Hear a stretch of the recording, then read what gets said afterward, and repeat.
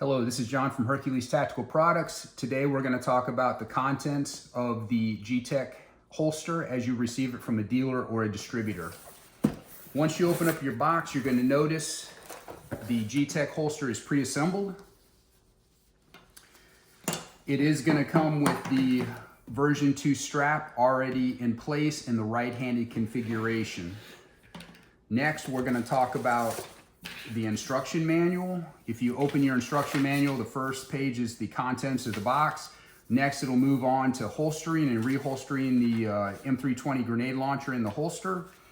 Next, it'll talk about the ambidextrous strap change for the version 1 strap.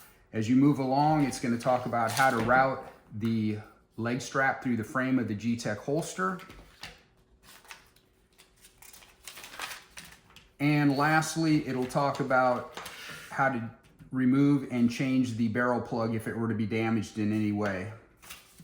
On the inside of the last page is Hercules Tactical Products contact information and cage code. And additionally, it'll have your specific dealer's point of contact information.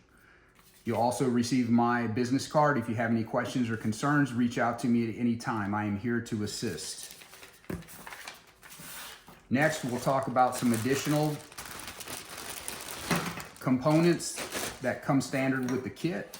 First, we're going to talk about the version 1 strap. The version 1 strap can be swapped out at any time for shooter's preference with the version 2.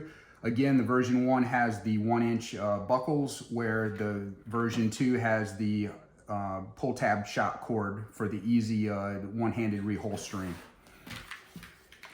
If you look at the rear of the G-TEC holster as you receive it, it comes standard with 4 screws. There is no connector attached.